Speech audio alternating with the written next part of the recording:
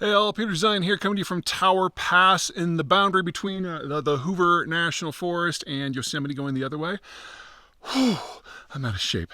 Anyway, I'm obviously backpacking, and today we're going to take a question from the Patreon crowd, specifically, do I think that the best option for the Koreans and the Japanese is to form a bilateral alliance against China? Looking at a map, you got something there.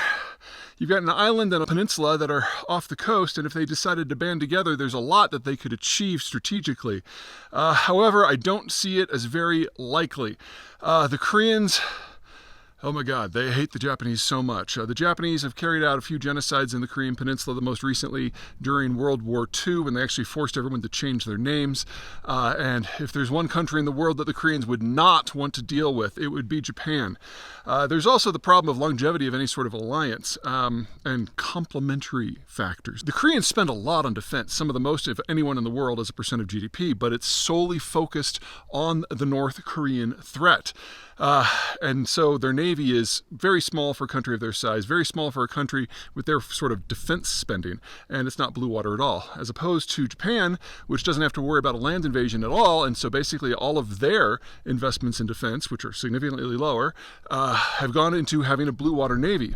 In fact, there are only 4 supercarriers in the world that are not American flagged.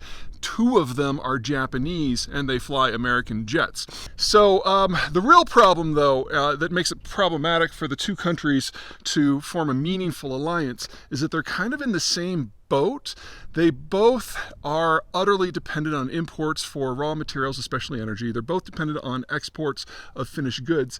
Korea far more in terms of that latter factor than Japan. And so when deglobalization kicks in, they're both going to need the same things, and only one of them has a navy to go get it. The thing to remember about Japan is Japan has agency. So as relations change economically and strategically and politically around the world, it's one of the countries that actually has things it can do.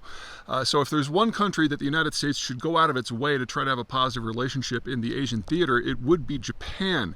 Unfortunately, we're moving in the other direction. If you remember back to Trump 1, the Japanese, very cognizant of their war history with the Americans, sought out Trump 1 to cut a trade deal that was humiliating. Their goal was to never be on the wrong side of the United States, and they figured if they could cut a deal with Trump, representative MAGA, then they would be good. That lasted until Trump 2, when Trump started to abrogate trade deals, even ones that he negotiated. And while negotiations with, say, the NAFTA countries really have some major economic impact for the United States, the one with Japan has always been more strategic.